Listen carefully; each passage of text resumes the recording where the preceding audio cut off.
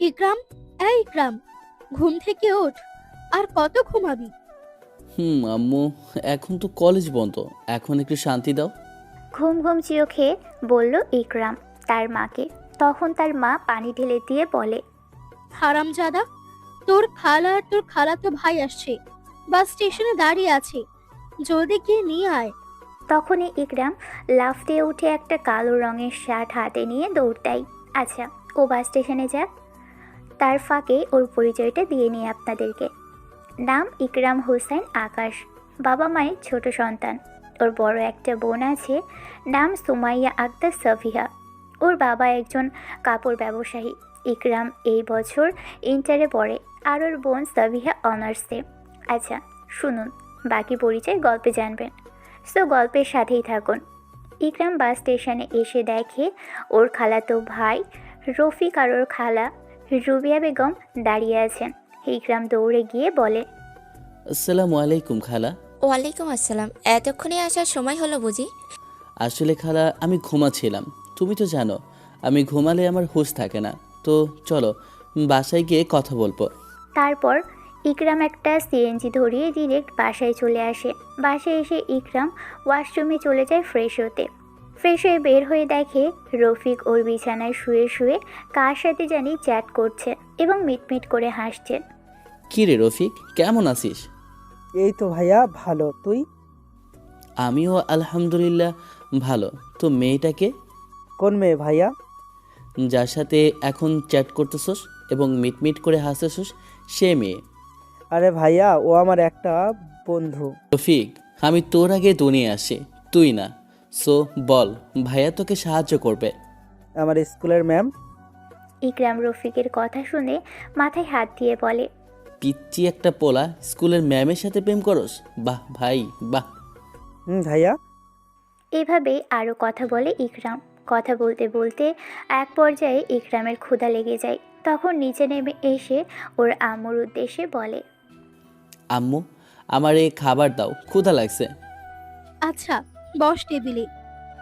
তারপর ইকরাম টেবিলে গিয়ে বসে পড়ে। তখন সেখানে ইকরামের খালা এসে বলে, কি রে আব্বু, সকালে নাস্তা করস নাই?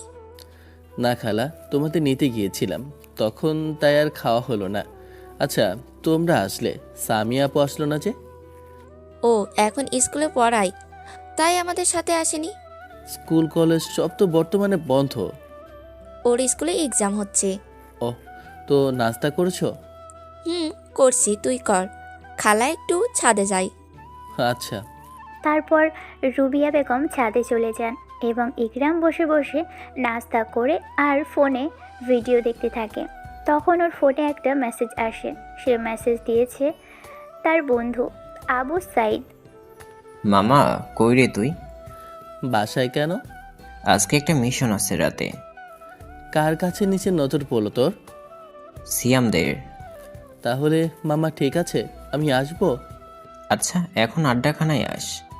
ওকে, নাস্তা করে নি, তারপর আসতেছি। ওকে, জলদি আয়, আমিও আসতেছি। এটা বলে আবু সাইদ কল কেটে দেয় এবং ইকরাম নাস্তা শেষ করে উপরে নিজের রুমে এসে রফিকের সাথে কথা বলতে থাকে। কারণ ও জানে আবু সাইদ 11টা ছাড়া আসবে না, আর এখন 10টা বাজে, আরও 1 ঘন্টা পরে যাবে। আচ্ছা ভাইয়া, তোর কেমন মেয়ে পছন্দ? সিনিয়র না জুনিয়র? আমার মতো বাবু সিনিয়র পছন্দ। তোর সিনিয়র পছন্দ কেন রে? কারণ সিনিয়ররা খুব রোমান্টিক, যেমন আমার সিনিয়র স্কুল ম্যাম। ভাই, আমি তোর বড় ভাই, একটু তো লজ্জা কর। তুমি তো জিজ্ঞেস করেছো, চাই তো বললাম। আচ্ছা, এই বিষয় বাদ দে তো। বল, পড়ালেখা হচ্ছে নাকি শুধু সিনিয়র ম্যামের সাথে রোমান্স হচ্ছে? হ্যাঁ, না, পড়ালেখা আগের থেকে খুব ভালো হচ্ছে, কারণ ম্যাম যে শাসনে রাখে। এভাবে আরও অনেক কথা বলে। তখনই ইকরামের ফোনে টুক করে আরেকটা মেসেজ আসে। মেসেজটা ওপেন করে দেখে আবু সাইদের মেসেজ। সরি মামা, দেরি হয়ে গেছে। ইটস ওকে মাম্মা, আমি এখনো ঘরে বের হইনি। ওকে, তাহলে সিয়াম আর সজীবকে আসতে বল। হলার ফুট, ওরা বেড়াইতে গেছে, ভুলে গেছোস? ও সরি সরি, আরাস আমি চলে আসতে। একটু বস, আসতেছি। এটা বলেই কল কেটে দেয়। আর তখন ইকরাম রফিকের দিকে তাকিয়ে বলে, বাইরে যাবে আমার সাথে? চলো। তারপর রফিক ইকরাম দুজনই বাহিরে চলে আসে। হাঁটতে হাঁটতে কথা বলে এবং কিছুক্ষণ হাঁটার পর ওরা ওদের গন্তব্যে এসে পৌঁছে যায়। দেখে আবু সাইদ বসে আছে, চা খাচ্ছে আর ফোন টিপছে। তখন ইকরাম দোকানে ঢুকে দোকানদারের উদ্দেশ্যে বলে। কাকা, আর 2 কাপ চা দিয়েন। তারপর ইকরাম আর রফিক আবু সাইদের সাথে বসে। আরে রফিকে না, কেমন আছো? এই তো আলহামদুলিল্লাহ ভালো, তুমি? ভালো তো। কখন আসছোস? সকালে। ও তো, ইকরাম কেমন আছে? দেখ মামা, আজ আমার পকেটে টাকা নেই, সিগারেট খাওয়াতে পারুম না। দূরালা ফকিন্নে। জানতাম এটা বলবি। তারপর ওরা চা খাচ্ছে আর কথা বলছে। ইকরাম আবু সাইদকে রফিকের ব্যাপারে সব বলে। রফিক তোর কত ছোট? 3 মাসের। তাই তো বলি, তুই এত ফ্রেন্ডলি কেন ওর সাথে? এভাবেই আরও অনেক কথাই বলে। ওরা কথা বলতে বলতে জোহরের আজান দিয়ে দেয়। ওরা 3 জন নামাজ পড়ে বাসায় চলে আসে। বাসায় এসে দেখে ইকরামের আব্বু আসছে। আব্বু, তুমি না কাজের কারণে ঢাকার বাইরে গেছিলা, কখন আসলা? গিয়েছিলাম, চলে আসছি, কাজ শেষ তো তাই। ও আচ্ছা। এটা বলে রফিক আর ইকরাম উপরে চলে যায়। জামা কাপড় নিয়ে ইকরাম ওয়াশরুমে যায় শাওয়ার নিতে। শাওয়ার নিয়ে বাহির হয়ে দেখে রফিক গেম খেলছে। এই রফিক, জলদি শাওয়ার নিয়ে আয়, ক্ষুধা লাগছে। ওকে ভাইয়া, তুই একটু বস। ওকে। তারপর রফিক শাওয়ার নিতেই জামা কাপড় নিয়ে ওয়াশরুমে যায়। শাওয়ার নিয়ে বাহির হয়। তখন ইকরাম আর রফিক দুজন নিচে আসে খাবার খেতে। নিচে এসে দেখে সবাই টেবিলে বসে আছে। তোমরা খাও নাই যে? তোদের জন্য বসেছিলাম। তারপর ইকরাম আর কিছু না বলেই খাবার খেতে বসে। ইকরাম, জি আব্বু, বলো কি বলবা? আমাদের কাপড় ব্যবসার আর একটা শাখা তোর খালাদের সেখানে দিব। তো দাও, সমস্যা কি? তুমিও তাদের সাথে যাবে? আচ্ছা, সমস্যা নাই। সবার সাথে কথা বলতে বলতে ইকরাম অ্যান্ড রফিক খাবার খেয়ে উঠে নিজেদের রুমে এসে গল্প করে। তখনই ইকরামের ফোনে একটা নোটিফিকেশান আসে। নোটিফিকেশান ওপেন করে দেখে সামিয়া আপু ফেসবুক আইডি থেকে আসছে। একটা গাড়ির ছবি পোস্ট শেয়ার করেছে। কে ভাইয়া, ভাবি? না রে ভাইও, তোর বোন একটা শাড়ির ছবি শেয়ার দিছে। সেম কাজটা আমার সাথেও করে। শেয়ার কেন দেয়, আর আমাকেই বা কেন দেয়? যেন আমার নিয়েই দিতাই। এভাবেই আরও কিছুক্ষণ রফিকের সাথে কথা বলে এবং কথা বলতে বলতে ঘুমিয়ে পড়ে। আসরের আজান দেয়। এমন সময় ইকরাম অনুভব করে তার মাথার কাছে কেউ একজন পরম যত্নে হাত বুলিয়ে দিচ্ছে। চোখ খুলে দেখে সামিয়া। আপু, তুমি কখন এলে? এই তো মাত্র আসলাম। তো কেমন আছো? আলহামদুলিল্লাহ ভালো, তুই? জি, আমিও ভালো। আচ্ছা শোন, খালু বলেছে তোকে আম্মু আর রফিককে নিয়ে কালকে যেতে। রেডি থাকিস সকালবেলা। কিন্তু কেন? খালা তো আজকে আসছে। তোকে খালু কিছু বলে নাই? উনি যে আমাদের সেখানে তার ব্যবসার আরেকটা শাখা দিবে, সেটা তুই চালাবি। তা তো বলছে, তবে এত তাড়াতাড়ি কেন? এটা বলার পর সামিয়া কিছু বলতে যাবে, তার আগে সামিয়ার ফোনে একটা কল আসে। সামিয়া সেটা ধরে কথা বলতে বলতে চলে যায়। তারপর ইকরাম বিছানা থেকে উঠে ফ্রেশ হয়। বাসা থেকে বের হয়ে কাকার দোকানে আসে। কাকা, 1 কাপ চা দিন তো। তখন সেখানে আবু সাইদ চলে আসে আর ইকরামের উদ্দেশ্যে বলে।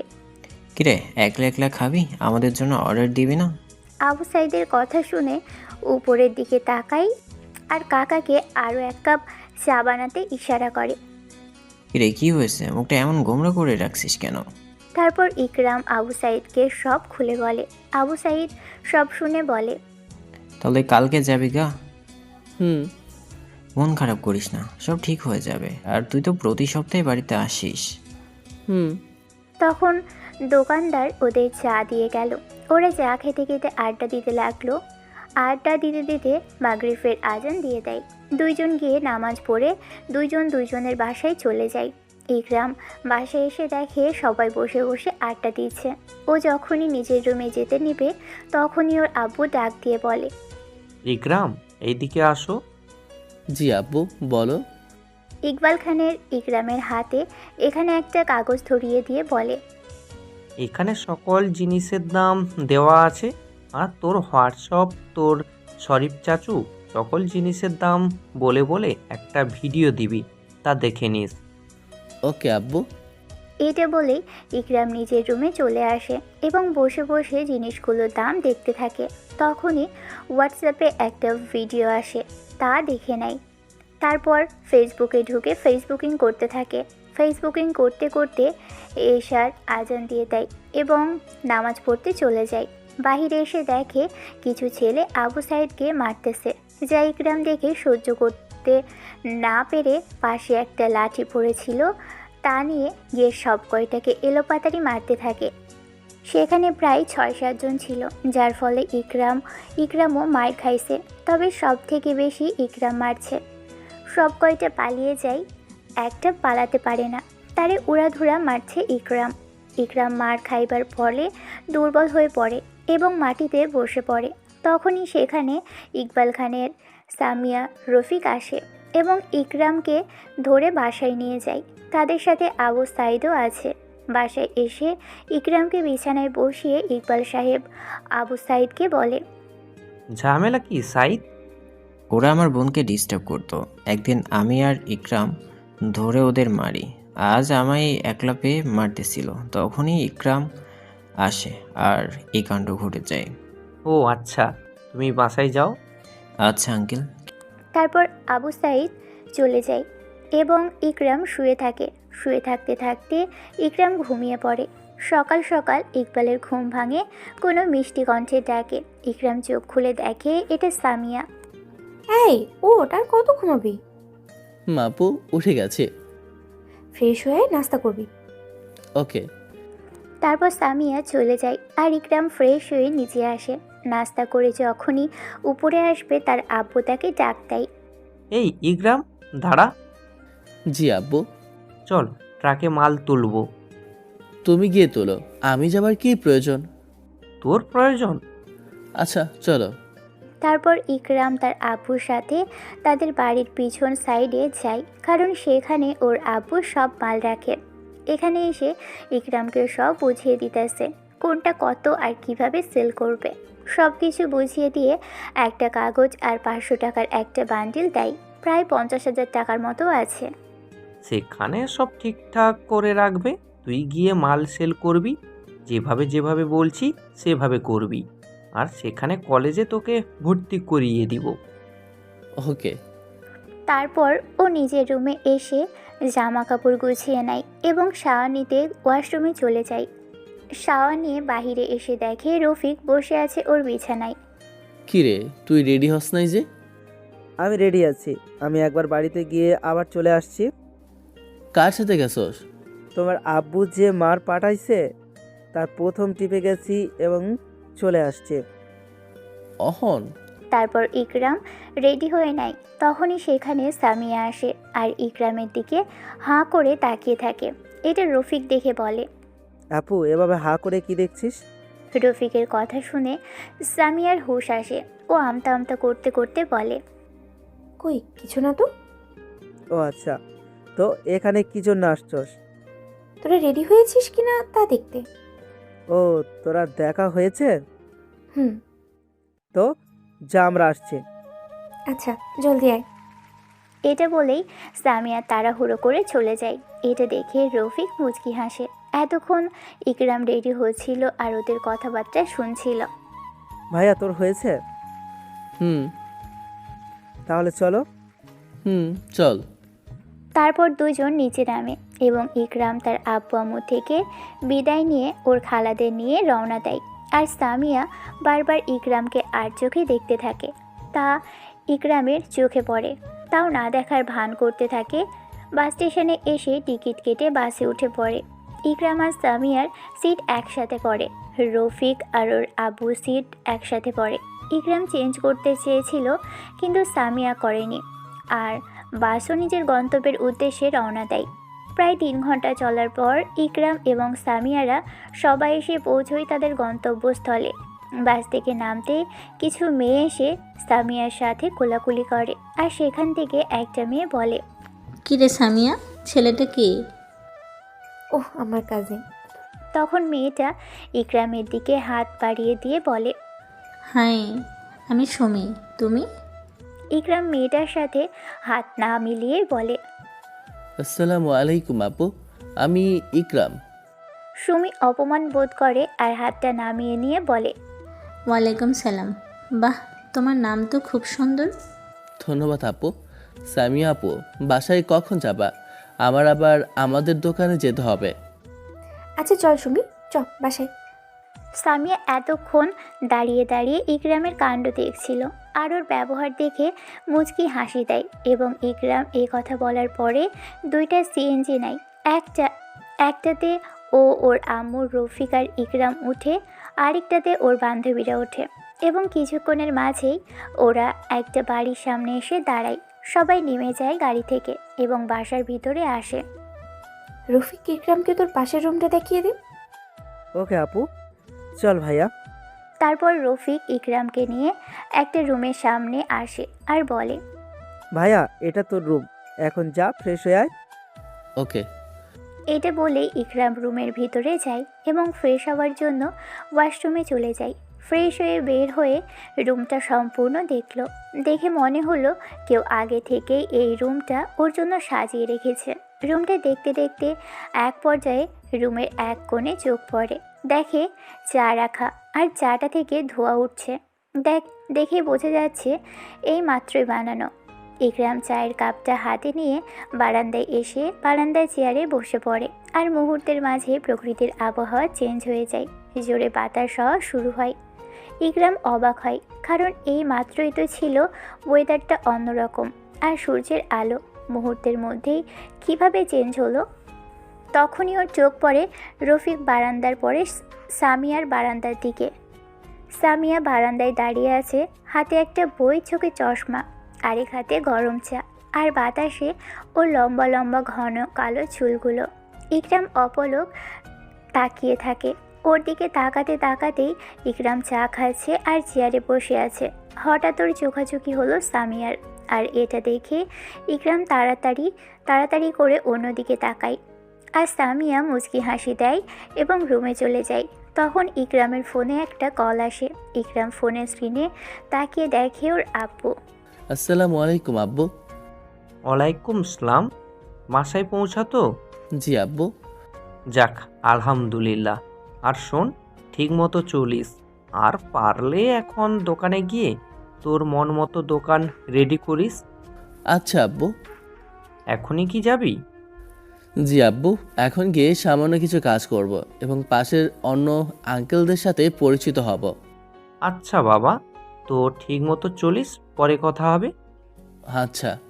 এটা বলেই কল কেটে দেয় এবং রেডি হয়ে নিচে নামে, আর নিচে নামতেই ওর একটা রুমের দিকে চোখ পড়ে।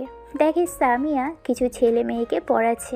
গায়ে লাল শাড়ি, ঠোঁটে সামান্য লাল লিপস্টিক, চোখে চশমা, আর শাড়ির আঁচল পাক হয়ে সামিরার নাভি দেখা যাচ্ছে। তখনই সামিরার সাথে আবারও ওর চোখাচোখি হয়ে যায়, আর ঠিক সেই সময় ইকরামের খালা এসে বলে, কই যাবি বাবা? জি খালা, রফিক কই? ও তো রান্নাঘরে। ও আবার রান্নাঘরে কি করে? ওর আর কাম কি? রান্নাঘরে ভিন্ন আজিব আজিব জিনিস রান্না করবে আর আমার রান্নার জিনিস নষ্ট করবে, এটা। এখন থেকে আর করবে না, ও আমার সাথে থাকবে। তো কই যাবি? দোকানে। ওকে ডেকে দাও। ওকে। কথাটা বলেই রফিককে ডেকে দেয় এবং রফিককে নিয়ে ইকরাম দোকানের দিকে রওনা দেয়। হাঁটতে হাঁটতে কথা বলে আর দোকানের দিকে যায়। প্রায় 10 মিনিট হাঁটার পর নিজ গন্তব্যে পৌঁছে যায়। ইকরাম দোকানে প্রবেশ করার সাথে সাথেই সকল স্টাফ তাকে দেখে সালাম দেয় এবং উত্তেজিত হয়ে পড়ে। তখন ইকরাম বলে, ভাইয়ারা, আপনারা উত্তেজিত হয়েন না, তার প্রয়োজন নেই, কারণ আমিও আপনাদের মতো একজন স্টাফ। তখন সেখান থেকে সাফায়াত নামের একটা ছেলে বলে, স্যার, আপনি এটা কি বলেন? আপনি হলেন এই শহরের অন্যতম কাপড় ব্যবসায়ী ইকবাল খান সাহেবের ছেলে, আর আপনি কিনা আমাদের মতো সাধারণ স্টাফ? স্যার হাসালেন। ইকরাম তখন ছেলেটার সামনে গিয়ে তার কাঁধে হাত রেখে ওর চুলগুলো নাড়ানাড়ি করতে করতে বলে, আপনার নাম কি আর বয়স কত? আমার নাম সাফায়াত আর বয়স 22। আপনি আমার থেকে বয়সে অনেক বড়, আমার মাত্র 19। আচ্ছা শুনুন মিস্টার সাফায়াত ভাই, আপনি যে বললেন আমি ইকবাল খানের ছেলে আর এই ব্যবসার মালিক, আরে ভাই আমি এই ব্যবসার বুঝি না, আপনারা বোঝেন, সো আপনারা যা করেন আমিও তা। আরও অনেক কথাই বলে। ইকরামের কথা শুনে সবাই এক দৃষ্টিতে তাকিয়ে থাকে, কারণ এর আগে কখনোই এমন ছেলে দেখেনি তারা, যে কিনা তাদের স্টাফের সাথে এমন ব্যবহার করে। ওদের সাথে কিছু সময় দিয়ে আবার সবার সাথে কাজে লেগে পড়ে রফিক। রফিক তো শুধু দেখছে ইকরামের কাণ্ডগুলো।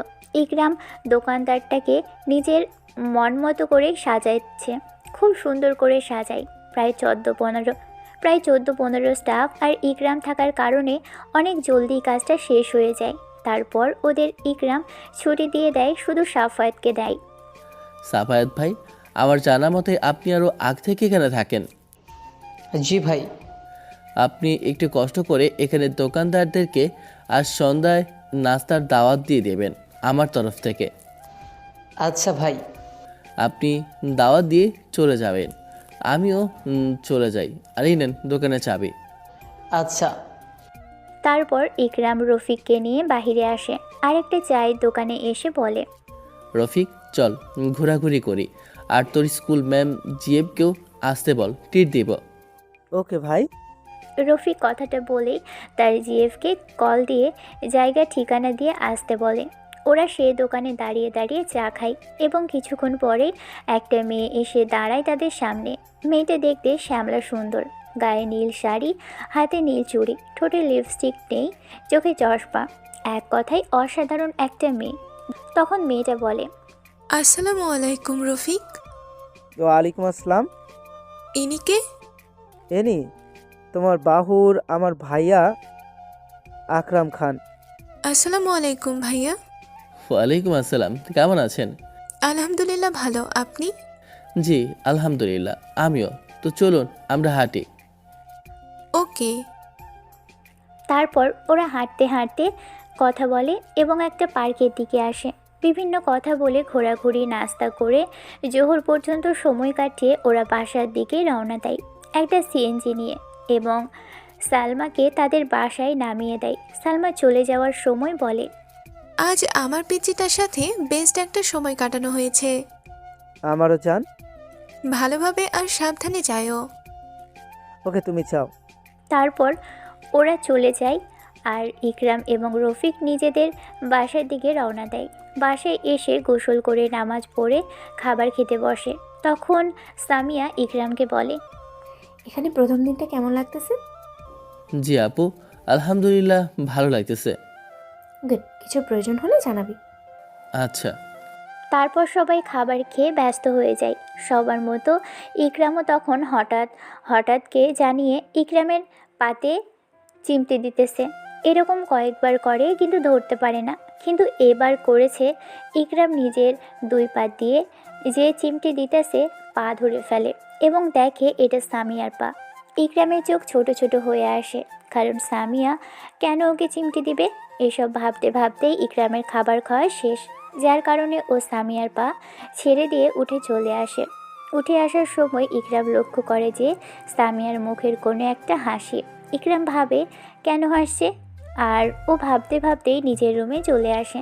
ও আসার কিছুক্ষণের মাঝেই রফিকও আসে, এসে বলে, ভাইয়া বর্তমানে তো শীতকাল চলতেছে, তুই কি হুড়ি নিতোস? হত্তেরি, আমি তো হুড়ি নিতেই ভুলে গেছি। রফিকের কথায় ইকরামের হুড়ির কথা মনে পড়ে। ইকরাম বর্তমানে একটা প্যারাতে আছে, কারণ ও আগে কখনো এসব করে নাই তো তাই। সমস্যা নাই, আমি রাতে যাইব, তুমিও চলো, 2টা নতুন হুডি নিব। ওকে। এভাবেই আরও অনেক কথা বলে দুজনে। কথা বলতে বলতে ইকরাম ঘুমিয়ে পড়ে। ওর ঘুম ভাঙে আসরের আজানের সময়। তখন ইকরাম চোখ খুলে দেখে ওর পাশে সামিয়া বসে আছে। ও সামিয়াকে দেখে বলে, আপু তুমি এখানে? ইকরাম হঠাৎ জাগন হয়ে যাওয়াতে ভ্যাবাচাকা খেয়ে যায় সামিয়া। কি বলবে না বলবে ও আমতা আমতা করতে করতে বলে, হুম আমি। তুমি যে সেটা আমিও জানি, কিন্তু এখানে কেন? আম্মু তোকে ডাকার জন্য বলেছিল, আসরের আজান দিয়ে দিছে তো তাই। তো না ডেকে বসে বসে কি করতেছিলে? তুই দেখি ইদানিং আমারে জেনা করস। কই করলাম, শুধু জিজ্ঞেস করছি। যাই হোক, ফ্রেশ হয়ে নামাজ পড়ে আয়। এইটা বলেই সামিয়া চলে যায় আর ইকরাম ফ্রেশ হতে চলে যায়। ফ্রেশ হয়ে বাড়ি থেকে বের হয়ে যায় ইকরাম মসজিদের উদ্দেশ্যে। তখন রফিক আসে আর বলে, আরে ভাইয়া, কই যাস? কোন শ্বশুর বাড়ি? মজা নেস? ওর তো বাপ মা কেউ নাই, তো তুই কই আমার শ্বশুর বাড়ি ফেলি?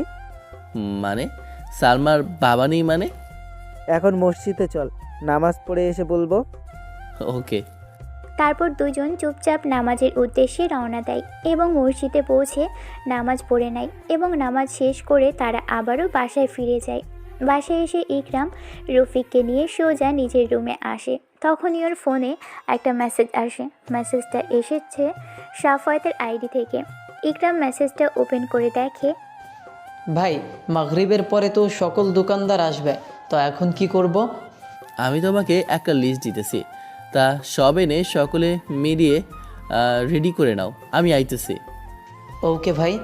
তারপর ইকরাম নিজের ফোনের নোটপ্যাডে গিয়ে কিছু জিনিসের লিস্ট ছিল তা কপি করে সাফায়েতকে পাঠিয়ে দেয়। তারপর রফিককে বলে, তো সালমার সম্পর্কে বল, ওর সম্পর্কে তো কিছুই জানা হলো না। আচ্ছা তাহলে শোনো, ও ছোট থেকে এতিম, ওর বাবা মা কে তা জানে না। ও এতিমখানায় বড় হয়েছে এবং সেখানে শিক্ষা অর্জন করে। আজও আমাদের এলাকায় স্কুলের শিক্ষিকা। আর ও যে বাড়িতে থাকে তা আমাদের পুরাতন বাড়ি। সবচেয়ে বড় কথা, ও আপুর কলিগ এবং বেস্টি। ওহ, তোর সাথে ওর পরিচয় কিভাবে? ও আপুর সাথে আসতো আর আমার এফবিতে অ্যাড আছে, মাঝে মধ্যে কথা হতো। এভাবেই তুমি তো আজকে আসছো মাত্র, আরও কিছুদিন যাক বুঝবা। আচ্ছা, যাই হোক, কখনো কষ্ট নামক জিনিসটাই স্পর্শ করতে দিস না, ওকে? আর তোদের জন্য আমার সাহায্য এবং দোয়া সর্বদা থাকবে। ইকরামের কথা শুনে রফিক ইকরামকে জড়িয়ে ধরে বলে, তোর মতো ভাই থাকলে কারো ভালোবাসা অপূর্ণতা থাকবে না, আর ওকে কখনো কষ্ট দিব না। এভাবেই আরও অনেক কথা বলে। কথা বলতে বলতে মাগরিবের আজান দিয়ে দেয়। তখন ইকরাম আর রফিক বাসা থেকে বের হয়ে নামাজের যাবার উদ্দেশ্যে বেরোয়। নামাজ পড়ে দুজনে সোজা দোকানে আসে আর দোকানে এসে দেখে ওর দোকানের সকল স্টাফ সব কিছু সুন্দর করে সাজিয়ে রাখছে। ইকরামকে দোকানে প্রবেশ করতে দেখে সাফওয়াত বলে, ভাই, সব কিছু রেডি। তাহলে সকলকে ডেকে নিয়ে আসো। তারপর সাফওয়াত সবাইকে ডাকতে চলে যায় এবং ইকরাম আর রফিক ক্যাশে গিয়ে বসে। কিছুক্ষণ পর সাফওয়াত সকল দোকানদারকে ডেকে নিয়ে আসে। ইকরামও সবার সাথে বিনিময় কৌশল করে পরিচয় হয় এবং সকলে নাস্তা করতে করতে ইকরামের সাথে কথা বলে। ইকরামের দোকানের সকলের স্টাফ তাদের সাথে বসে নাস্তা করছে। এটা দেখে আওয়াল নামের একজন দোকানদার বলে, মিস্টার ইকরাম, আপনি প্রথম যে সকল স্টাফ নিজের সাথে বসিয়ে নাস্তা করাতেছেন। তখনই ইকরাম মুচকি হাসি দিয়ে বলে, মিস্টার আওয়াল সাহেব, আপনি হয়তো জানেন না এই দোকানে আমার চেয়ে এনাদের অবদান বেশি। এক কথায় দোকানটা ওনাদেরও, আমি শুধু একটু দেখাশোনা করি, এতটুকু। ইকরামের কথা শুনে সবাই তার দিকে তাকিয়ে থাকে। এভাবে আরও কিছুক্ষণ সবাই তার সাথে সময় কাটিয়ে চলে যায়। ইকরামও তার দোকানের স্টাফদের সাথে বসে বসে কথা বলে। ওদের সাথে কথা বলতে বলতে এশার আজান দিয়ে দেয়। ইকরাম তখন সবার উদ্দেশ্যে বলে, দেখুন, কাল থেকে আমাদের এই শাখা শুরু করা হবে, সবাই জলদি আসিয়েন। আচ্ছা ভাই। তো আপনারা এখন যান, আমি আরও কিছুক্ষণ থেকে চলে আসব।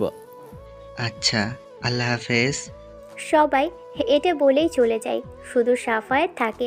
ইকরাম ওর দিকে তাকিয়ে বলে, তুমি যাও নাই যে? তোমার সাথে যাব। তা লাগবে না ভাই, তুমি চলে যাও, আমরা কিছুক্ষণ থেকে চলে যাব। সাফায়েত অনেকবার তাকে চেয়েছিল, কিন্তু ইকরাম জোর করে ওকে বাসায় পাঠিয়ে দেয়। তারপর ইকরাম কিছু গোপন জায়গাতে সিসি ক্যামেরা লাগিয়ে দেয়, যেন কে কী করছে তা দেখতে পায়। এবং ও আরও কিছুক্ষণ দোকানে থেকে রফিককে নিয়ে দোকান বন্ধ করে মসজিদে এসে নামাজ আদায় করে আবারও বাসার দিকে রওনা দেয়। বাসায় এসে সর্বপ্রথম সামিয়ার সামনে পড়ে। সামিয়া ওদের জিজ্ঞেস করে, কিরে তোরা কই গেছিলি? আপু, দোকানে গিয়েছিলাম। তারপর সব কিছু বলে তখন সামিয়া মুচকি হাসি দিয়ে বলে, সর্বদা এভাবে সবার মন জয় করেই চলবি কেমন? আচ্ছা। আচ্ছা টেবিলে যা খাবার খাইতে, আমি আসতেছি। ওকে। তারপর ইকরাম আর রফিক বাসার রুমে গিয়ে দেখে রুবেয়া বেগম বসে আছেন তাদের অপেক্ষায়। রফিক ওনার কাছে গিয়ে বলে, আম্মু খাবার খাওয়া নাই? না, তোদের অপেক্ষায় ছিলাম। কই ছিলি এতক্ষণ? আসলে খালা। ইকরাম ওর খালাকে সব খুলে বলে। ওর খালা সব শুনে খুশি হয়ে বলে, বাহ, আমার ছেলেটা দেখি খুব বুদ্ধিমান হয়ে গেছে। জি খালা, দোয়া করিও। তোর জন্য সর্বদা দোয়া আছে। তোমাদের কথা বলা শেষ হয়েছে? হয়েছে। কেন? তাহলে আমরা দুই ভাই বোন একটু খাবার খেতাম আর কি। তো খানা, তোদের কে ধরে রাখছে? তোমাদের দুই খালা আর ভাগ্নের কথার শব্দে তো আর গিলতে পারবো না মনোযোগ দিয়ে। এভাবে কথা বলতে বলতে খাবার খেতে থাকে। আর ইকরাম এক দৃষ্টিতে সামিয়ার হাসির দিকে তাকিয়ে থাকে, যা রফিকের চোখ এড়াতে পারেনি। সবাই খাবার শেষ করে নিজের রুমে এসে পড়ে। ইকরাম বিছানায় বসতেই খাবার টেবিলে সামিয়ার হাসি মুখটা ভেসে ওঠে আর নিজের অজান্তে মুচকি হাসি দেয়। তখনই ওর ফোনে টুং করে একটা মেসেজ আসে। ইকরাম ফোনটা হাতে নিয়ে দেখে তার বন্ধু আবু সাইদ মেসেজ দিয়েছে। মেসেজটা ওপেন করে দেখে, কিরে হারামি, ভুলে গেলি? আরে বেডা, না, তোকে কি ভোলা যায়? তো আজ পুরো দিন একটা মেসেজ বা কল দিলি না। আরে ভাই, একটু প্যারাতে ছিলাম তাই দিতে পারিনি। বুঝোস না, ওই নতুন জায়গায় নতুন শাখা, সব মিলিয়ে একটা ঝামেলায় আছে। আচ্ছা বুঝলাম, তো কেমন আছো? আলহামদুলিল্লাহ ভালো, তুই? আলহামদুলিল্লাহ সেম। এভাবেই আরও অনেক কথা বলে দুই বন্ধু। কথা বলতে বলতে ইকরাম বারান্দায় এসে চেয়ারে বসে আবু সাইদকে মেসেজ দিতেছে আর ফেসবুকিং করতেছে। ওর এক পর্যায়ে চোখ যায় সামিরার বারান্দার দিকে। বারান্দায় লাইট জ্বলছে আর সামিয়া তার বারান্দায় চেয়ারে বসে বই পড়ছে আর হালকা বাতাসে ওর চুলগুলো এলোমেলো হয়ে যাচ্ছে। ইকরাম ইচ্ছে করতেছে গিয়ে নিজ হাতে চুলগুলো সরিয়ে দিতে, কিন্তু ও কোন অধিকারে ওর সামনে গিয়ে চুলগুলো সরিয়ে দিবে এসবই ভাবছে। ইকরাম সামিয়াকে দেখতে দেখতে ঘুমিয়ে পড়ে আর সামিয়ার বারান্দায় সামিয়া বসে আছে আর বই পড়ছে। তখনই ওর মনে হলো কেউ একজন তাকে দেখছে। সামিয়া ইকরামের বারান্দার দিকে তাকায়। চাঁদের আলোয় পুরোপুরি বোঝা যাচ্ছে ইকরামের মুখ। ইকরাম ঘুমিয়ে পড়েছে তা সামিয়া দেখে ওঠে, নিজের রুম থেকে বের হয় এবং সোজা ইকরামের রুমে আসে এবং ওর সামনে এসে দাঁড়ায়। দেখে কি সুন্দর নিষ্পাপ একটা বাচ্চাদের মতো ঘুমোচ্ছে। সামিয়া ইকরামের কপালে কিস করে। তখনই সেখানে রফিক আসে আর বলে, আপু তুই এখন কি করিস? রফিককে দেখে অবাক হয়ে যায় এবং তোতলাতে তোতলাতে বলে, তুই এখানে কেন? আগে আমার কথার উত্তর দে। না মানে ওর রুমের দরজা খোলা ছিল আর আমি দেখি ও বিছানায় নেই, তাই ওকে খুঁজতে খুঁজতে বারান্দায় আসি। তা বুঝলাম, তবে ওর কপালে কিস দিলি কেন? আরে না, ওকে টেনে উঠাতে গিয়ে হয়তো আমার ঠোঁটে ওর কপালে ছাপ লাগে। মিথ্যা বলিস না, সত্যি করে বল আমাকে, আমি তো তোর ভাই। সামিয়া রফিকের কথা শুনে কিছুক্ষণ চোখ বন্ধ করে চিন্তা করে এবং ঠাস করে বলে, আমি ওকে ভালোবাসি। এই সাধারণ কথাটা বলতে এত ভয় করতেছস? সকালে উঠলে বলে দিস। না, ওকে আমি কিছু বলবো না, ও আমায় নিজেই বলবে ভালোবাসি। কেমনে? তা শুধু দেখতে থাক, ওকে কিছু বলিস না। ওকে, আর তুই যা, ওকে আমি রুমে নিয়ে যাচ্ছি। আচ্ছা। সামিয়া কথাটা বলেই ইকরামের দিকে এক নজর তাকিয়ে তারপর চলে যায় আর রফিক ইকরামকে রুমে এনে বিছানায় শুইয়ে দেয়। তারপর ও নিজের রুমে চলে যায়। নিজের রুমে এসে রফিকও ঘুমিয়ে পড়ে। সকাল 7টার দিকে ইকরামের ঘুম ভাঙে। চোখ খুলে নিজেকে বিছানায় আবিষ্কার করে। তখন অবাক হয়, কারণ ওর জানা মতে ও তো কাল রাতে সামিয়াকে দেখতে দেখতে ঘুমিয়ে গেছিল। তাহলে কে এনেছে? ইকরাম এত কিছু না ভেবে নিজের ফোন হাতে নিয়ে তাকায় আর দেখে 7টা বাজে। তাই সে উঠে ফ্রেশ হয়ে নিচে আসে। তখন দেখে সামিয়া আর খালা রান্নাঘরে রান্না করছে। আর সামিয়া এবং খালা ওকে দেখে এবং খালা বলে, কি রে বাপ, উঠে গেছো? জি খালা। টেবিলে এসে বস, আমি নাস্তা দিতেছি। ওকে খালা। তারপর ইকরাম টেবিলে এসে বসে। তখন সামিয়া ওকে নাস্তা বেড়ে দেয় এবং ইকরাম নাস্তা করে নেয়। নাস্তা শেষ করে উঠে রুমে আসে এবং রেডি হয়ে আবারও নিচে আসে আর খালাকে বলে, খালা আমি দোকানে যাচ্ছি। সাবধানে যাস। আচ্ছা, আর রফিক উঠলে ওর যদি কোনো কাজ না থাকে তাহলে দোকানে পাঠিয়ে দিও। ওকে। ইকরাম এটা বলেই দোকানের উদ্দেশ্যে রওনা দেয় এবং দোকানের সামনে এসে দেখে সকল স্টাফ চলে আসছে। ইকরাম একটা মুচকি হাসি দেয় এবং সাফায়েতকে চাবি দিয়ে দোকান খুলতে বলে। সাফায়েত দোকান খুলে তখন সকলে প্রবেশ করতে করতে পড়ে। বিসমিল্লাহির রহমানির রহিম। সবাই দোকানে প্রবেশ করে কিছুক্ষণ কথা বলে কাজে লেগে পড়ে। ইকরাম নিজ দায়িত্বে সামলায়, অর্থাৎ ক্যাশে বসে। নতুন দোকান, নতুন জায়গা, সব মিলিয়ে সকালটা বেশ ধীর গতিতেই কাটছিল। ইকরাম ক্যাশে বসে হিসেবের খাতাটা উল্টে পাল্টে দেখছিল। হঠাৎ দোকানের সামনে একটা সাদা রঙের প্রাইভেট কার এসে থামে। কার থেকে নামেন মধ্য বয়সী এক ভদ্রলোক। সাফায়েত এগিয়ে গিয়ে সালাম দেয়। আসসালামু আলাইকুম স্যার। ওয়ালাইকুম আসসালাম। ইকরাম খান আছেন? জি স্যার, এই যে। ভদ্রলোক এগিয়ে এসে ইকরামের দিকে হাত বাড়িয়ে বলে, তুমি ইকরাম? জি আঙ্কেল। আমি হাশেম আলী, পাশের মার্কেটের মালিক। তোমার আব্বুর সাথে বহুদিনের পরিচয়। ইকরাম এটা শোনার সাথে সাথেই দাঁড়িয়ে গিয়ে ওনাকে নিজের স্থানে এনে বসিয়ে দেয়। হাশেম আলী চারপাশে তাকিয়ে দোকানটা দেখেন, তারপর মৃদু হাসি দেন। দোকানটা সুন্দর সাজাইছো, কিন্তু সবচেয়ে ভালো লেগেছে তোমার ব্যবহার। স্টাফদের সাথে যেভাবে কথা বলতেছো, এটা এখানকার ছেলেদের মধ্যে কমই দেখা যায়। সবাই মানুষ, কাজটা ঠিক মতো হলেই আমি খুশি। ভালো ভালো, আশা করি এই শাখাটা ভালো চলবে। জি আঙ্কেল, দোয়া করিয়েন। এভাবেই আরও অনেক কথা বলে ইকরাম আর উনি। প্রায় 1 ঘন্টা থাকার পর উনি চলে যান এবং সাফায়েত এসে বলে, ভাই, মনে হয় এই এলাকায় আপনার নাম ছড়াতে বেশি সময় লাগবে না। ইকরাম সাফায়েতের কথায় মুচকি হাসি দেয় এবং নিজের জায়গায় গিয়ে বসে পড়ে এবং কিছুক্ষণ পরে রফিক আসে আর ওর সাথে কথা বলে। ইকরাম নিজের জায়গায় বসে হিসেবের খাতায় চোখ বোলাচ্ছিল। হঠাৎ দুজন কাস্টমার ঢুকে কাপড় দেখতে শুরু করলো। সাফায়েত আগের মতোই হাসি মুখে এগিয়ে গেল। ভাই, এইটা নতুন কালেকশন, দেখেন ভালো লাগবে। দাম কেমন? তখন ইকরাম ক্যাশ থেকে উঠে সুন্দর করে বুঝিয়ে বলে। কাস্টমাররা ইকরামের কথাবার্তা দেখে খুশি। কিছুক্ষণ পর একটা শার্ট আর একটা প্যান্ট নিয়ে বিল দেয়। আবার আসবেন ভাই। ইনশাআল্লাহ। দোকানের প্রথম সেল হওয়াতে সবাই খুশি। তখনই রফিক ফিসফিস করে বলে, ভাইয়া, প্রথম সেল, মিষ্টি খাওয়াবি কিন্তু। যা, আজ সন্ধ্যায় ট্রিট দিব আমার তরফ থেকে। এভাবেই দুপুর গড়িয়ে যায়।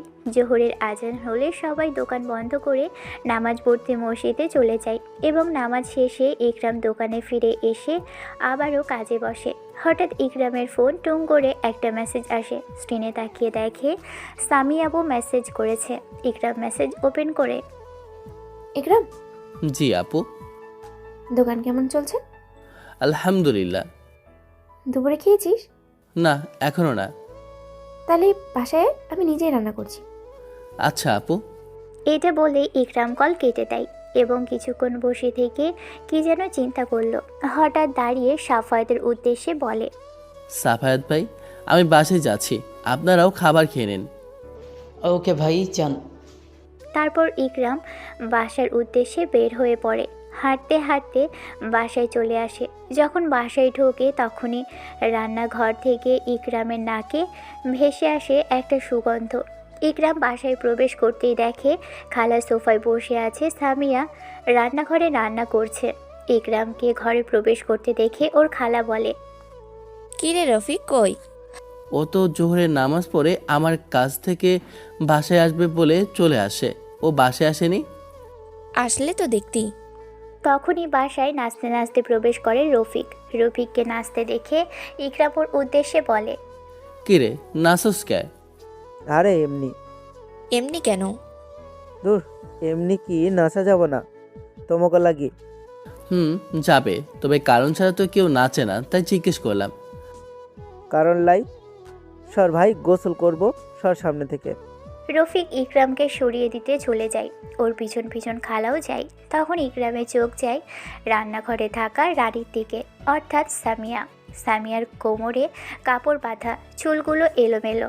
তখন ইকরামের নিজের অজান্তে গিয়ে সামিয়ার চুলগুলো ওর মুখ থেকে সরিয়ে দেয়। আর সামিয়া তখন ইকরামকে বলে, কি করছিস এসব? না, মানে তোমার মুখে কি যেন লেগেছিল, তা মুছে দিলাম। ও আচ্ছা, তো এখন যা, ফ্রেশ হয়ে নি। ওকে। ইকরাম কথাটা বলেই তাড়াহুড়ো করে উপরে চলে আসে। আর ওদিকে সামিয়া ইকরামের আড়ালে মুচকি হাসি দেয়। ইকরাম উপরে এসে নিজেই নিজেকে বকা দিতে দিতে বলে, থুর, কি যে করতেছিলাম। উনি আমার সামনে আসলে আমি কেন যে কাল বিকেল থেকে হুঁশ হারিয়ে ফেলতেছি খোদাই জানে। কথাগুলো বলতে বলতেই ও ওয়াশরুমে প্রবেশ করে এবং কিছুক্ষণ পর গোসল করে বের হয় এবং রেডি হয়ে আবারও নিচে আসে খাবার টেবিলে। টেবিলে এসে দেখে সবাই ওর জন্য বসে আছে। ইকরাম টেবিলে এসে বসে আর সামিয়া খাবার সার্ভ করে দেয়। ঠিক তখনই খালা ইকরামের উদ্দেশ্যে বলে, ইকরাম, তো বলো আজ প্রথম দিন কেমন কাটলো? জি খালা, আলহামদুলিল্লাহ ভালোই।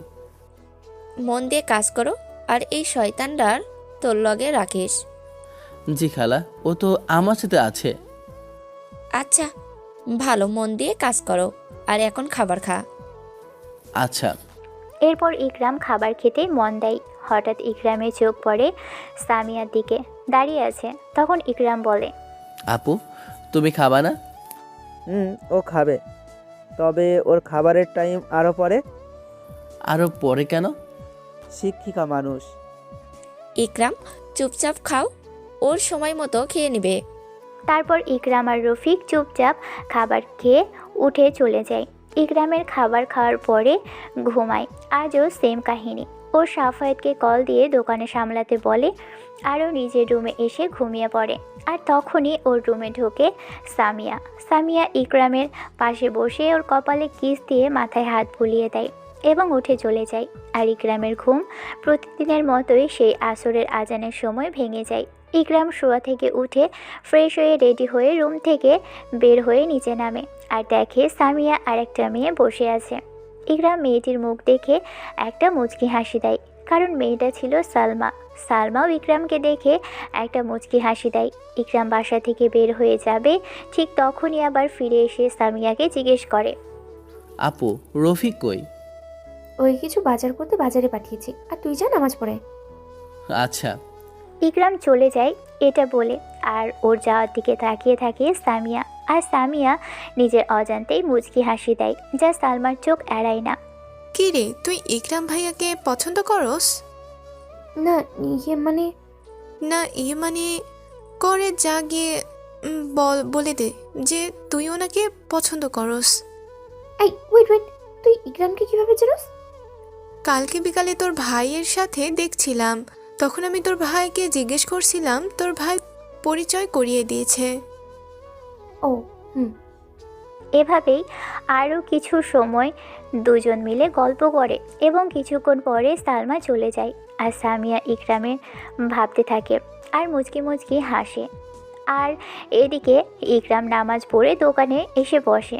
তখন কিছু লোক আসে আর ক্যাশের সামনে ইকরামের উদ্দেশ্যে বলে, ওই, আমাদের এলাকায় দোকান দিছস, আমাদের নাস্তা পানির টাকা দেশ নাই যে? ভাই, আমি ভিক্ষা দিই না, অন্য কোথাও দেখেন। ইকরামের কথা শুনে সেই লোকগুলোর লিডার ইকরামের কলার ধরে ক্যাশের বাইরে নিয়ে আসে আর বলে, শালা, কাকে তুই ভিক্ষুক বললি? তোদের কলার ছাড়। ইকরাম রেগে কথাটা বলে, কিন্তু ওরা কলার না ছেড়ে উল্টো আরও শক্ত করে ধরে, যাতে ইকরামের মাথা আরও বেশি গরম হয়ে যায়। আর ইকরামও কিছু না বলে যে কলার ধরেছে তাকে লাথি মারে।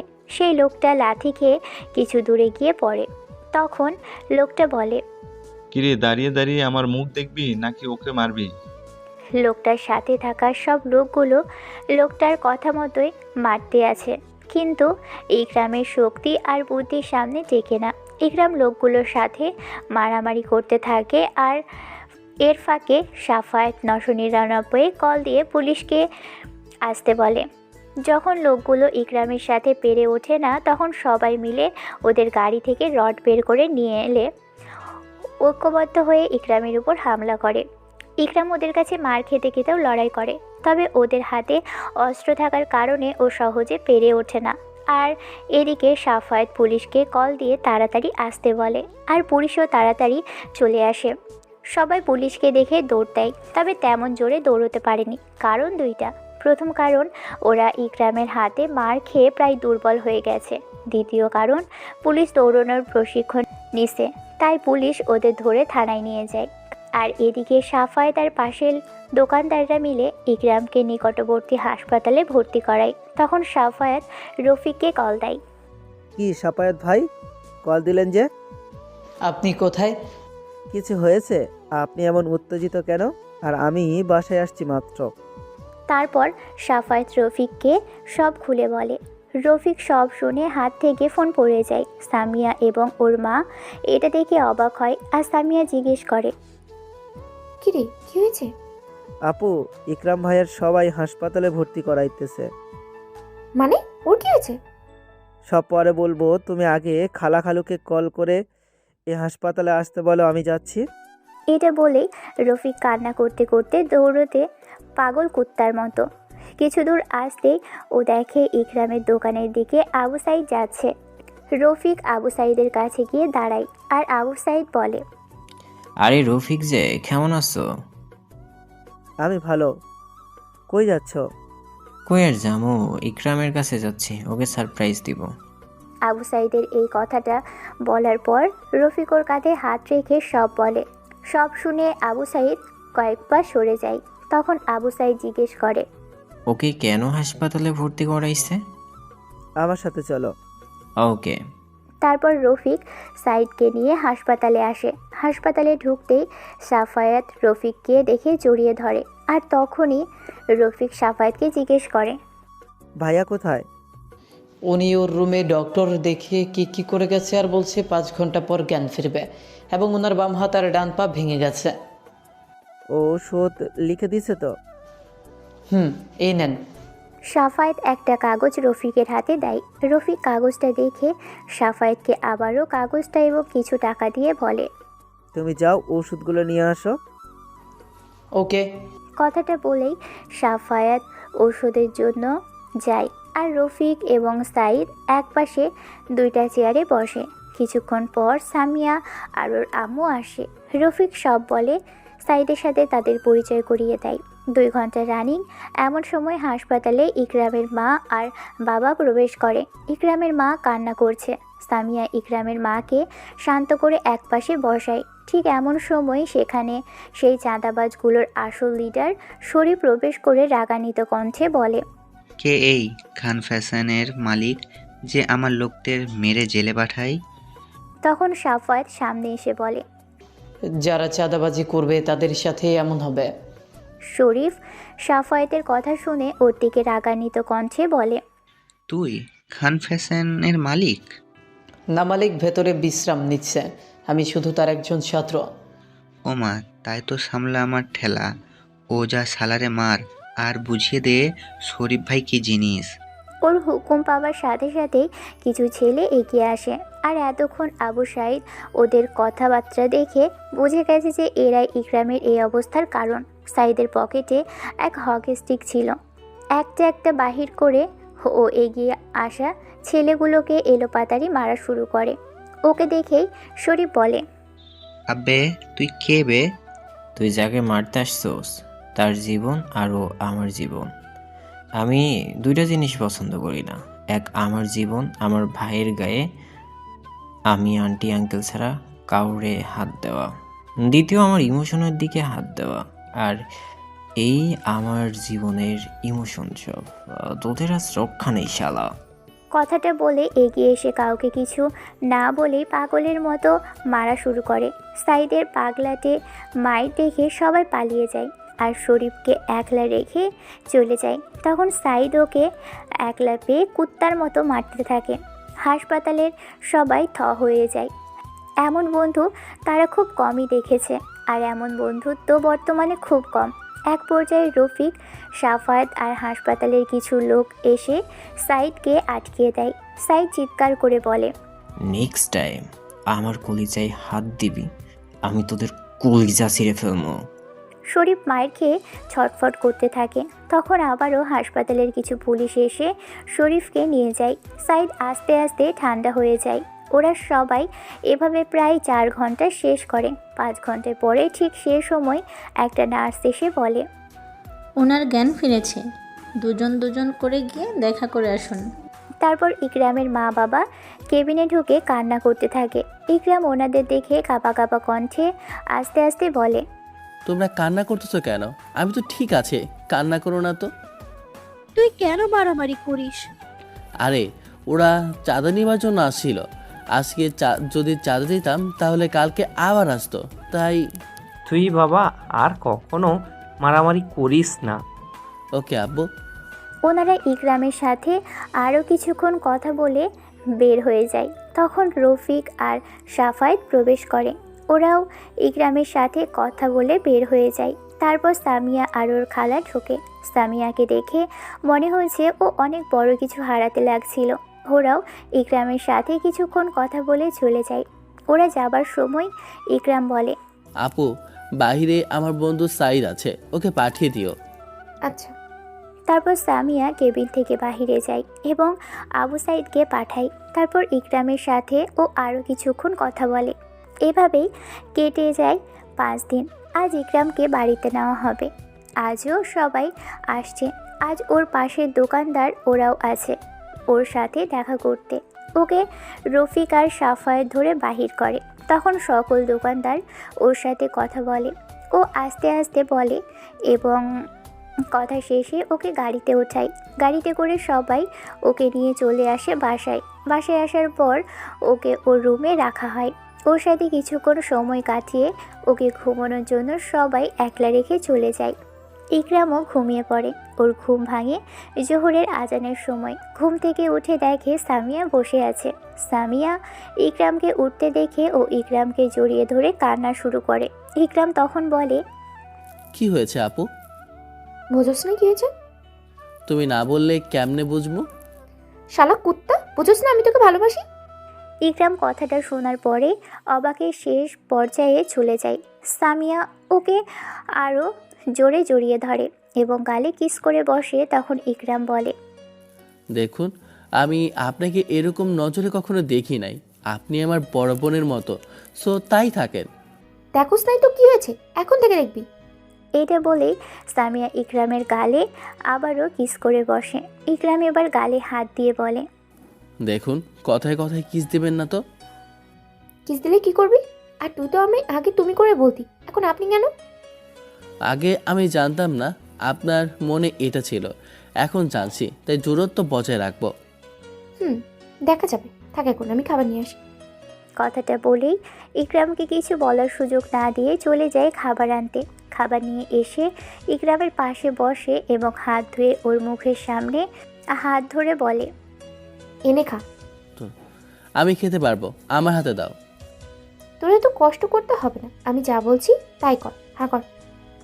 ইকরাম বাধ্য হয়ে হাঁ করল। সামিয়া খুব যত্ন করে এক লোকমা ভাত মুখে তুলে দেয় ওর। ইকরাম চুপচাপ খেতে থাকে, কিন্তু চোখ বারবার সামিয়ার চোখের দিকে চলে যায়। সামিয়া সেটা বুঝতে পেরে হালকা হাসে। কি এভাবে তাকিয়েছিস কেন? না, এমনি। মিথ্যে বলিস? তুই অস্তিত্বে আছিস, তাই না? সামিয়ার জোর করে কিছু বলে না, ধীরে ধীরে খাওয়ায়। খাওয়া শেষ হলে সামিয়া গ্লাসে পানি এগিয়ে দেয়। পানি খা। ধন্যবাদ আপু। এই আপু শব্দটা শুনে সামিয়ার চোখের কোণে একটু কষ্ট ভেসে ওঠে, কিন্তু সে নিজেকে সামলে নেয়। বিশ্রাম নে, ডাক্তার বলেছে বেশি কথা বলা ঠিক না। সামিয়া উঠে যেতে চাইলে ইকরাম হঠাৎ বলে ওঠে, আপু। হ্যাঁ? যা হয়েছে তার জন্য আমি দুঃখিত। দুঃখিত কেন? আমি চাই না আমার কারণে কারো কষ্ট হোক। সামিয়া কিছুক্ষণ চুপ করে থাকে, তারপর শান্ত কণ্ঠে বলে, বাদ দে, তুই বেঁচে আছিস এটাই আমার কাছে সবচেয়ে বড় কথা। আমি কখনো তোমার অনুভূতি নিয়ে ভাবিনি। এখন ভাবলেই হবে। এই কথাটা বলেই সামিয়া ধীরে ধীরে রুম থেকে বেরিয়ে যায়। ইকরাম শুয়ে শুয়ে ভাবতে থাকে, সে কি সত্যি কিছু বুঝতে শুরু করেছে। বিকেলের দিকে রফিক আসে, হাতে কিছু ফল। ভাইয়া কেমন লাগতেছে এখন? আগের চেয়ে ভালো। আপু কিন্তু পুরা দিন তোর কাছেই ছিল। জানি। তুই জানিস না ভাইয়া, তুই হাসপাতালে ভর্তি হওয়ার পর আপু কেমন ছিল? কেমন? রাতে ঘুমায় নাই, কান্না করছে, নামাজ পড়ছে, শুধু তোর জন্য দোয়া করছে। ভাই একটা কথা জানোস? কি? আপু যে তোকে ভালোবাসে। কেনে? আজও বলছে। ও তুই কি বলতেছস? ওনার জন্য আমার মনে কোনো ফিলিংস নাই, তাই বলছি। ফিলিংস নাই কেন? কারণ আমি ওনাকে কখনো সে নজরে দেখে নাই, তাই। তুই আরো ভালোভাবে দেখ, তারপর বলিস। ওকে। এভাবেই আরও অনেক কথাই বলে ইকরামের সাথে, এবং কিছুক্ষণ কথা বলে রফিক বের হয়ে গেলে আর ইকরাম জানালার দিকে তাকিয়ে থাকে। মাথার ভিতর হাজারটা প্রশ্ন ঘুরপাক খায়। রাতে সবাই একসাথে খাবার খায়, ইকরাম বিছানায় বসেই খায়, সামিরা চুপচাপ কিন্তু চোখে একরাশ যত্ন। খাওয়ার পর সবাই চলে যায় রুমে, শুধু ইকরাম আর নীরবতা। কিছুক্ষণ পর দরজায় হালকা টোকার শব্দ। আসো। তারপর সামিয়া ভিতরে প্রবেশ করে। এখন কেমন লাগতেছে? আগের থেকে ভালো। আচ্ছা ঘুমা। আচ্ছা আপনি যান, ঘুমান। ওকে।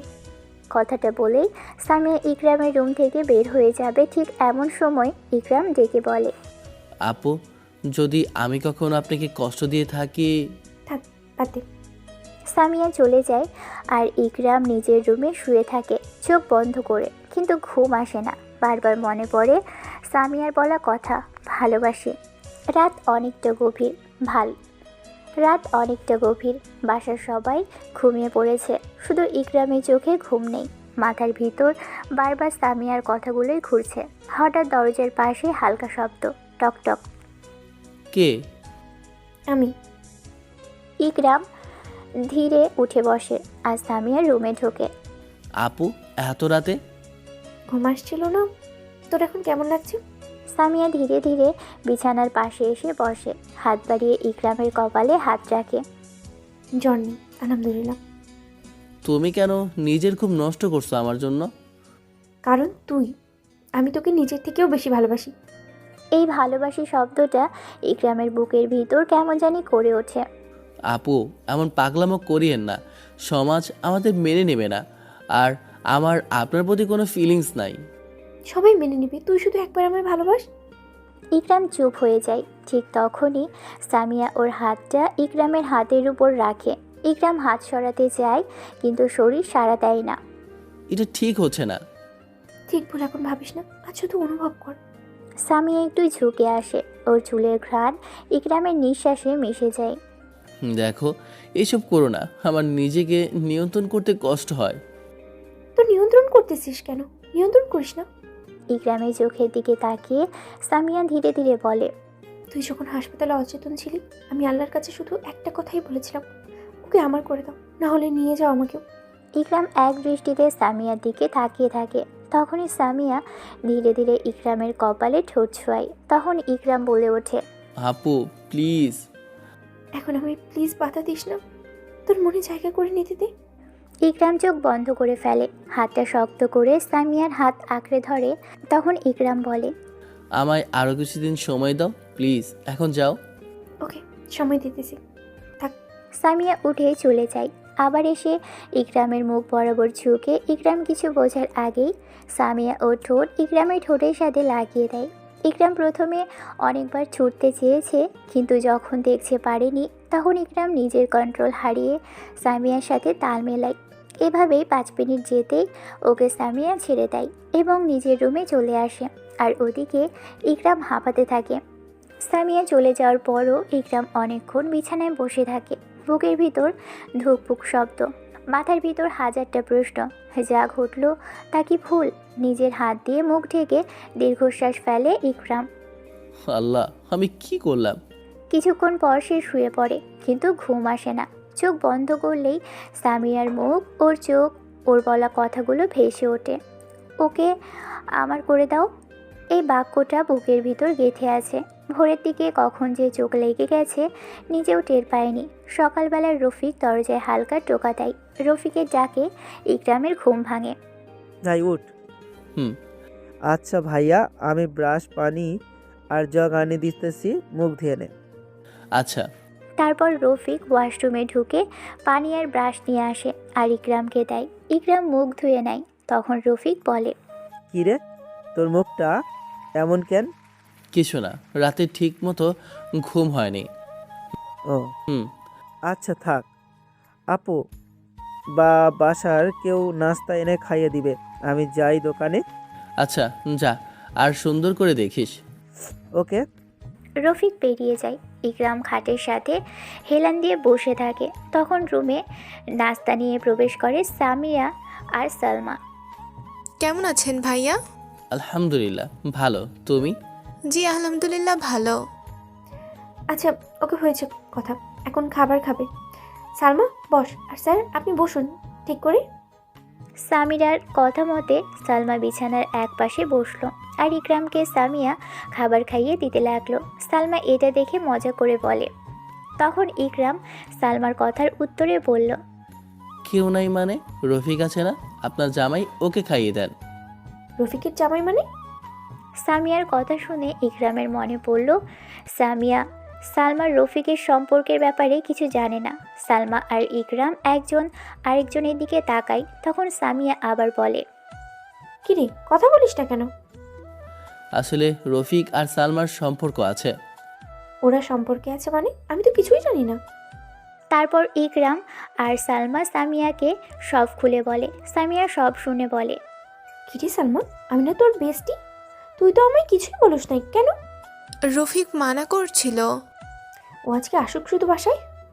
আর শোনো, তুমি খাবার খাও, তোমার ওষুধের টাইম হচ্ছে।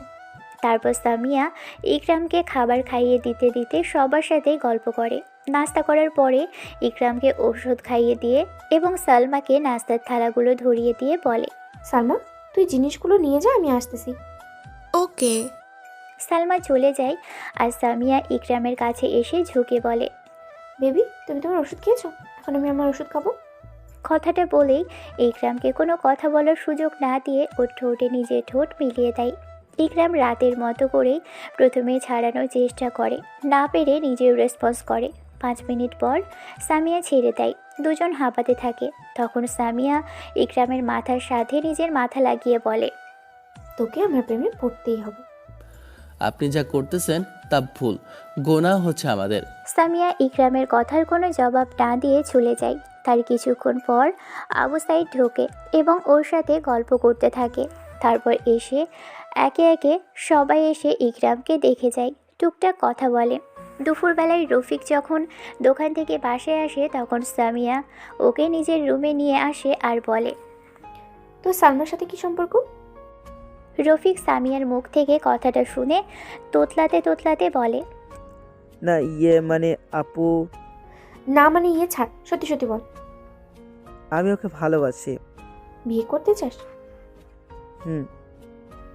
ওকে, আগে আমি আমার জামাইটার মনে ভালোবাসা জাগাই, তুই না হয় তারপরেই করিস। ওকে। এখন রুমে যা, ফ্রেশ হয়ে নে। ওকে। তারপর ও নিজের রুমে চলে আসে। রফিক নিজের রুমে এসে দরজা লাগিয়ে ফ্রেশ হয়ে সালমাকে কল দেয়। কি গো পিচ্চি, আজ এমন সময় কল দিলা? আপুকে কি তুমি কিছু বলেছো? কেন? আপু বলেছে আপু আর ইকরাম ভাইয়া যেদিন বিয়ে হবে সেই দিন আমার আর তোমারও হবে। সত্যি? হুম। তারপর দুজন আরও অনেক কথা বলে আর এদিকে ইকরাম আর আবু সাইদ রুমে বসে আড্ডা দিচ্ছে। এভাবেই কেটে যায় প্রায় 10-12 দিন। এই 10-12 দিনে ইকরাম প্রায় সুস্থ হয়ে ওঠে। আর ইকরাম এই কয়েকদিনে সামিয়ার যত্ন, রোমান্টিক অত্যাচার ও সব কিছুর প্রতি দুর্বল হয়ে পড়ে। আজ 13 দিনের মাথায় ইকরাম রুম থেকে বাহির হয় এবং ইকরাম সবার সাথেই টুকটাক কথা বলে।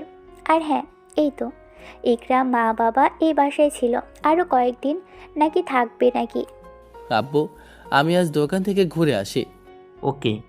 সাবধানে যাস। জি খালা। বাবা রফিককে নিয়ে যা। আচ্ছা চল রফিক। ইকরাম রফিককে নিয়ে বের হয়ে যায় দোকানের উদ্দেশ্যে এবং কিছুক্ষণ কথা বলতে বলতে এসে পৌঁছায় দোকানে। দোকানে আসতেই সবাই ওকে ঘিরে ধরে এবং সবাই কথা বলে। কিছুক্ষণ ওদের সাথে সময় কাটিয়ে ইকরাম ক্যাশে বসে। তখন সাফায়েত এসে একটা হাত এগিয়ে দিয়ে বলে, ভাই এইখানে এতদিনের সম্পূর্ণ হিসাব আছে, দেখে নেন।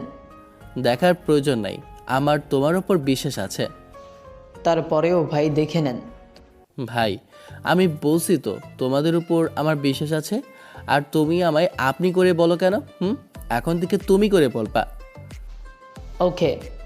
তারপর ওর সাথে কথা বলে এমন কিছুক্ষণ পর পাশের দোকানদাররা এসে ওর সাথে কথা বলে এবং কথা বলে চলে যায়। ইকরামও দুপুর পর্যন্ত থেকে তারপর বাসার উদ্দেশ্যে রফিককে নিয়ে বের হয়ে যায়। তখন রফিক বলে, ভাইয়া তুমি আপুর ব্যাপারে কি ভাবলা? ভাবতেছি তোরে শালা বানাবো। সত্যি? সত্যি। তো কখন প্রপোজ করবা? করব, চিন্তা করিস না, জলদি করব। ওকে, বেশি দেরি করাই নাই। ওকে। তারপর ইকরাম রফিককে নিয়ে নামাজ পড়ে বাসায় চলে আসে। বাসায় আসতেই সামিয়া এসে দাঁড়ায় আর বলে, তা আজকের দিন কেমন কাটলো? ভালো। আমার রুমে একটু আসুন, কথা আছে। আচ্ছা তুই যা, আমি আসতেছি, তুই যা। ওকে রফিক, চল। তারপর রফিককে নিয়ে ইকরাম উপরে নিজের রুমে চলে আসলো। তখন রফিক জিজ্ঞেস করলো, আপুকে কি বলবা? তা তোর জানতে হবে না, তুই ঘরে যা। ওকে। ইকরাম রফিককে ওর রুমে পাঠিয়ে দিয়ে নিজের রুমে আসে এবং সামিয়ার আসার অপেক্ষা করতে থাকে এবং কিছুক্ষণ পর সামিয়া আসে। সামিয়া আসার সাথে সাথেই ইকরাম রুমে দরজা লাগিয়ে দিয়ে সামিয়াকে দেওয়ালের সাথে চেপে ধরে। তখন সামিয়া বলে, কি ব্যাপার মিস্টার? ব্যাপার তো অনেক কিছু। এভাবে দেয়ালের সাথে চেপে ধরতেছো কেন? দেয়ালের সাথে চেপে ধরার কারণ হচ্ছে। ইকরাম কথাটা বলেই চার ঠোঁট এক করে দেয়। সামিয়া প্রথমে অবাক হয়, কারণ এতদিন ও জোর করে ইকরামকে আদর করত। আজও নিজে সামিয়ার রেসপন্স না পেয়ে ইকরাম সামিয়ার জিহ্বা মুখে নিয়ে কামড় মারে। ইকরাম জিহ্বাতে কামড় মারার কারণে সামিয়া ব্যথা পায় আর ইকরামকে ধাক্কা মারে। ইকরাম কিছুটা দূরে সরে যায়। কি হলো, ধাক্কা মারলা কেন? কামড় মারলা কেন? একদম ভালো করেছি, রেসপন্স করো নাই কেন? আচ্ছা দাঁড়া, তুই আজ তো এত রোমান্টিক কেন? এতদিন তো আমাদের সরিয়ে দিতি, আমাদের তো চাইতি না। তখন ভালোবাসতাম না, তাই এখন। এখন কি বল? এখন ভালোবাসি। ইকরাম কথাটা বলার পরে এত পরিমাণ খুশি হয় যে কিছু না বলে ইকরামকে জড়িয়ে ধরে কান্না শুরু করে। ইকরাম সামিয়ার মাথায় হাত বুলিয়ে দিয়ে বলে, কি গো পাগলি, কান্না করতেছো কেন? তোর মুখ থেকে এই কথাটা শোনার জন্য আমি কত রাত জেগেছিলাম জানো? জানি। এই কথাটা আর কান্নার সাথে সম্পর্ক কি? আরে বোকা, এটা দুঃখের কান্না না, এটা খুশির কান্না। আচ্ছা যাই হোক, এখন কান্না বন্ধ করে নিজের রুমে যাও, আজ তোমার একটা সারপ্রাইজ দেব। কি সারপ্রাইজ? এখন যদি সারপ্রাইজের কথা বলি তাহলে কি আর সারপ্রাইজ থাকবে? যাও, কথা না বলে। আচ্ছা। তারপর সামিয়া নিজের রুমে আসে খুশি মনে এবং সালমাকে ফোন করে সব বলে। সালমাও খুশি হয়ে যায়। ইকরাম ফ্রেশ হয়ে নিচে আসে এবং সবাই খাবার টেবিলে বসে। সামিয়াও ঠিক এমন সময় আসে এবং সবাই খাবার খেয়ে উঠে চলে যাবে নিজের রুমে। ঠিক এমন সময় ইকরাম সবাইকে ডেকে বলে, সবাই একটু দাঁড়ান। ইকরামের কথা মতে সবাই দাঁড়ায় এবং তখন ওর খালা বলে, কি বাবা, কিছু বলবি? জি খালা। কি বলবি? আব্বু, আমি আর সামিয়া একে অপরকে ভালোবাসি, আমরা আজকে বিয়ে করতে চাই। আলহামদুলিল্লাহ, তাহলে তোরাও একে অপরকে ভালোবাসিস। কেন, তোমরাও কি আমাদের বিয়ে দেবার কথা ভাবছিলা নাকি? সত্যি? আমরা আজকে বিয়ে করব। আরও কিছুদিন অপেক্ষা কর, অনুষ্ঠান করে করিস। না আপু, আমরা আজ বিয়ে করব, পরে অনুষ্ঠান করিয়েন। এক প্রকার সবাই ইকরামের জিদের কাছে হেরে যায় এবং সবাই রাজি হয়ে যায়। তখন সামিয়া বলে, আমাদের সাথে সাথে আরো দুজনের বিয়ে হবে। কাদের? সালমা আর রফিকে। ওদের কথা আমরা ওদের আগে জানি। মানে হলো রফিক আমাদের সব বলেছে। ওদের বিয়ে তোদের বিয়ের অনুষ্ঠানের সময় হবে। ও তারপর সবাই সব কিছু রেডি করতে করতে সন্ধ্যা হয়ে যায় এবং মাগরিবের নামাজের পরে ইকরাম আর সামিয়ার বিয়ে সম্পূর্ণ হয়। বাকি নিয়ম পালন করতে করতে আরও রাত হয়ে যায়। রাত 12টার সময় ইকরাম ঘরের বাইরে দাঁড়িয়ে আছে। তখন সবাই অর্থাৎ রফিক, সালমা, সাফায়েত আর সাইদ ধাক্কা দিয়ে রুমের ভিতরে ঢুকিয়ে বলে, মামা ভালো করে বিড়াল মারিস। তোর হালার পুত বিড়াল কই পামো? ভালো করে দেখ, পাবেই। আচ্ছা। সামিয়া এসে ইকরামকে সালাম করতে যাবে তখন ইকরাম বলে, আরে কি করতেছো? সালাম কেন? আরে তোমার জায়গা তো আমার বুকে, পায় না। আর চলো 2 রাকাত নফল নামাজ পড়ি, খোদার কাছে দোয়া করি আমাদের নতুন জীবনের জন্য। আচ্ছা স্বামী। তারপর ওরা অজু করে এসে নামাজ পড়ে এবং কিছুক্ষণ কথা বলে। আচ্ছা, এখানে কি কোনো বিড়াল দেখেছো? কেন? সাইদ বলছে যে ভালো করে বিড়াল মারতে, তাই। ও দেখছি তো। কই? আসো দেখাই। হ্যাঁ, এই আপনাদের মতো লুচ্চা আমি কখনো দেখি নাই। এত মনোযোগ দিয়ে যদি পড়ালেখা করতেন তাহলে অনেক কিছু শিখতে পারতেন। ভালো হয়ে যান বন্ধু, ওদের কাজ ওদেরকে করতে দিন। গল্পটি কেমন হয়েছে অবশ্যই আপনারা কমেন্ট করে জানাবেন এবং পরবর্তী গল্পের জন্য আমাদের চ্যানেলটি সাবস্ক্রাইব করে পাশেই থাকবেন। ধন্যবাদ।